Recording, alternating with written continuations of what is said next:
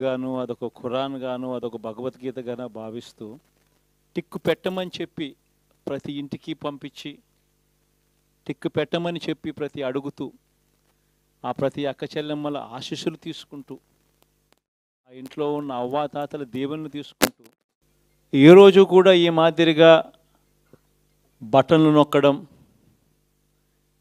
ఏకంగా 2,70,000 కోట్ల రూపాయలు ఎటువంటి వివక్ష లేకుండా ఎటువంటి లంచాలు లేకుండా ఏ నెలలో ఏమిస్తామో అని ముందే చెప్పి క్యాలెండర్ ప్రకటించి ఆ నెలలో అది తప్పకుండా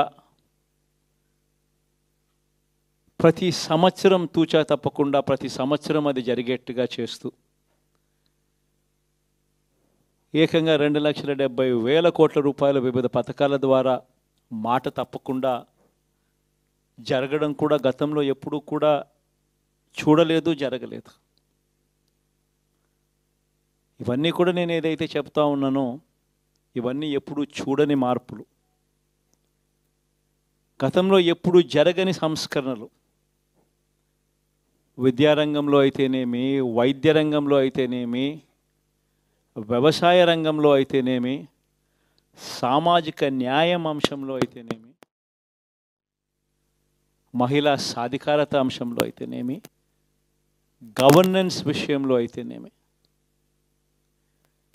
ఎప్పుడు జరగని చూడని సంస్కరణలను కూడా తీసుకొచ్చు. ఇవన్నీ నేను ఏదైతే చెప్తా ఉన్నానో ఇవన్నీ మనం చేసి చూపించి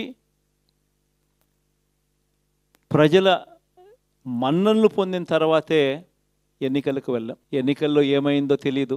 5 సంవత్సరాలు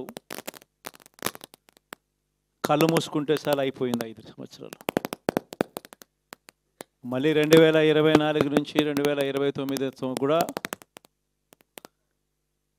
అదే మాదిరిగానే కళ్ళు మూసుకుంటే 2029 కూడా కళ్ళు మూసుకుంటే వచ్చేస్తుంది. ఇవి మనం గుర్తుపెట్టుకోవాల్సిన అంశం ఏమిటి అని అంటే సినిమాలో ఓన్లీ ఫస్ట్ హాఫ్ మాత్రమే అయ్యింది. గతంలో కూడా ఇదే మాదిరిగా పరిస్థితులు ఉన్నప్పుడు కూడా